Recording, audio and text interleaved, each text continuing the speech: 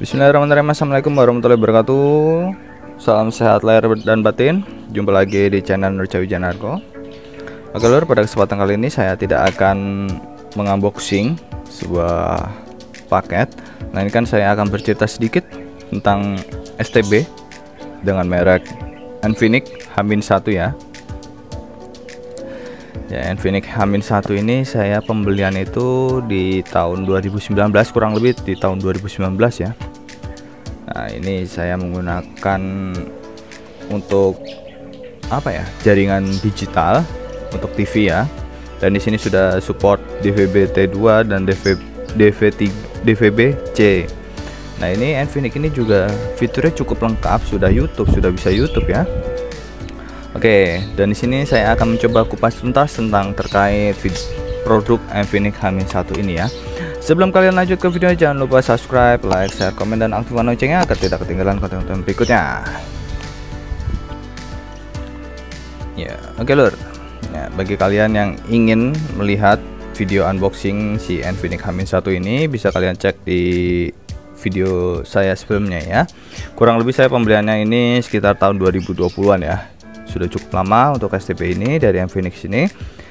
Oke, sedikit cerita saya untuk kondisi saat ini dari STB Infinix H-1 ini.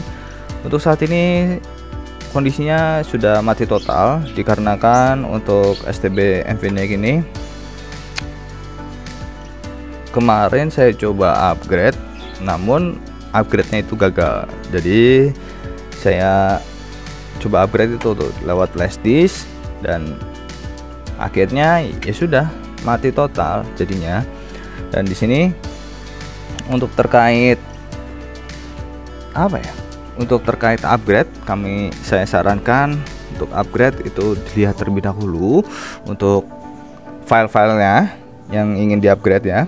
Dan di sini untuk kodenya ada 8M ataupun 4M. Nah, di sini juga ini hanya kode barcode ini saja, seperti itu dari Infinix-nya sendiri. Jadi untuk file-filenya cukup banyak sekali dari 4M sampai dengan 8M. Nah, dan ini Infinix, kalau menurut saya Infinix keluaran pertama ya, seperti itu. Nah, saya coba flashing juga kemarin untuk terkait gagal upgrade menggunakan data apa ya, datanya itu saya flashing menggunakan alat ini, semacam alat EEPROM ya. Nah, ini kita coba flashing waktu kemarin itu, namun ketika saya flashing itu tidak ada tanda-tanda kehidupan dari si STB ini. Jadi ketika kita sudah upgrade di STB, nah gagal upgrade ya sudah, jadinya mati total seperti itu. Nah, ini fungsi dari alat ini juga untuk flashing ya sebenarnya, flashing untuk IC si STB ini. Nah, untuk IC STB Infinix ini kebetulan ini saya sudah buka ya. Untuk kerangkanya, dalamannya seperti ini ya, si Infinix H-1. Nah, untuk flashing capit buaya ini, si alat ini EEPROM ini saya tancapkan di IC di sini ya, IC-nya nih ya. Nah, ini IC-nya menggunakan 25CH, kurang lebih seperti itu. Dan di sini kita sesuaikan dengan kaki si IC-nya nantinya. Nah, seperti ini 25 SPI BIOS kita tancapkan di sini, sebelah sini. Setelah ditancapkan, saya konekkan ini. Setelah ditancapkan seperti ini, misalnya seperti ini ya, saya beri contoh ya, kita tancapkan di sini, lalu ini akan terhubung ke komputer. Nah, komputer ataupun laptop nanti akan buka program dari ininya langsung ya, dari EEPROM-nya, dan itu fungsinya untuk flashing si IC-nya. Namun ketika saya konekkan si STB ini ke sumber daya ataupun listrik, tidak ada tanda kehidupan seperti itu. Di sini LED-nya juga tidak muncul. Terus apa ya? Ya semuanya mati total lah seperti itu. Dan feeling saya kemungkinan besar kalau tidak IC-nya ataupun elko-nya ataupun kapasitornya. Kelemahan dari Nfinix itu yaitu adalah power supply-nya seperti itu. Jadi saya sarankan ya, saya sarankan ketika kalian upgrade STB, cukup berhati-hati untuk terkait file-file yang diberikan ataupun file-file yang Anda cari seperti itu. Nah, kenapa saya upgrade? Karena sebelumnya untuk Nfinix ini di kardus itu ada tulisan fitur-fitur lengkap, sangat lengkap, seperti kayak YouTube, MP4, IPTV, segala macam lah seperti itu. Nah, ketika saya coba untuk terkait fitur-fiturnya seperti YouTube lah istilahnya seperti itu, saya tancapkan untuk dongle, antena dongle di sini ya, antena dongle, namun tidak terkonek seperti itu. Untuk sistemnya tidak terkonek, jadi harus upgrade firmware ataupun upgrade softwarenya ya. Jadi seperti itu. Nah, untuk file ataupun software bawaan dari Nfinix ini untuk menonton TV saja ya. Nah, saya bercontoh untuk menonton TV saja. Yang terbaca di antena saya itu di daerah Depok itu sebesar kurang lebih 20 channel saja. Seperti itu. Hanya 20 channel saja ya. Nah, ketika saya upgrade channel bertambah sebanyak 32 channel ya. Nah, tetapi dengan software baru itu program fitur YouTube itu tidak berfungsi dengan baik seperti itu. Jadi kelemahannya untuk software itu pastikan software yang benar-benar bisa dikendalikan untuk fitur-fiturnya. Terus semacam channelnya juga harus diperkuat untuk daya antenanya juga seperti itu, ataupun daya mencari scanningnya di software di STB Nfinix ini ya seperti itu. Dan di sini untuk terkait minusnya dari Nfinix itu tidak ada tombol reset paksa seperti itu. Jadi di sini ya sudah, apabila ketika gagal upgrade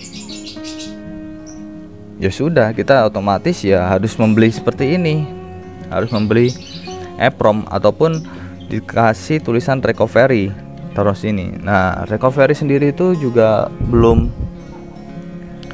paham semuanya tentang recovery. Recovery itu ketika flash disk ditancapkan di belakang, di sini akan terbaca hanya file data recovery saja, benar-benar flash disk kosong, seharusnya seperti itu.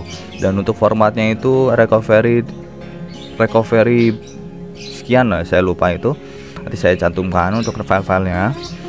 Dan di situ kalian ketika sudah gagal upgrade, di sini seharusnya dari pihak Nfinix harusnya ada tombol reset secara paksa ya, harus setelan pabrik atau bagaimana lah, setelah pokoknya seperti itulah. Namun di sini tidak ada untuk panel-panelnya, hanya panel dari ANT, terus dari panel USB. Nah, ini USB-nya juga point to 0, terus HDTV, terus panel-panel RCA, terus ini adalah outputnya, terus ini ada switch on off. Hanya itu saja. Dan di sini juga cuma hanya ini aja, tombol tombol up down, terus volume up and down, terus segala macam lah pokoknya seperti itu. Terus ada menu, terus ada tombol power. Itu saja. Nah, saya sarankan sih untuk produk Nfinix cukup bagus sekali, namun harus ada tombol reset paksa lah, istilah seperti itulah. Ketika si Infinix ini gagal upgrade ataupun stuck di logo Infinix saja. Sangat meresahkan sekali untuk terkait seperti itu. Jadi buat kalian untuk upgrade selalu berhati-hati terkait file-filenya ya. Pastikan benar-benar file yang sudah terjamin, karena untuk upgrade sendiri juga itu ditanggung kalian sendiri seperti itu. Dan untuk Infinix ya seperti itulah, itu saja sebenarnya kekurangan dari Infinix. Harus apa ya, fitur yang dilengkapi. Ingin membuka YouTube juga harus memakai software dengan yang lain seperti itu ya. Hanya itu saja sih kelemahan dari Infinix. Ketika software kita salah masukkan, ya sudah gagal alias mati total semuanya ya. Itu pengalaman saya menggunakan dari Infinix. Bagi kalian yang memiliki pengalaman dari STB Infinix ini, bisa kalian tuliskan di kolom komentar apa saja dan solusinya bagaimana, kalian tulis saja seperti itu. Di sini kami hanya memberikan pengalaman saja seperti itu ya. Baik. Oke lor, hanya itu saja yang kami dapat berikan. Kurang lebihnya saya mohon maaf. Untuk kedepannya bisa kalian lebih hati-hatilah fitur dari sebanyak ini. Dari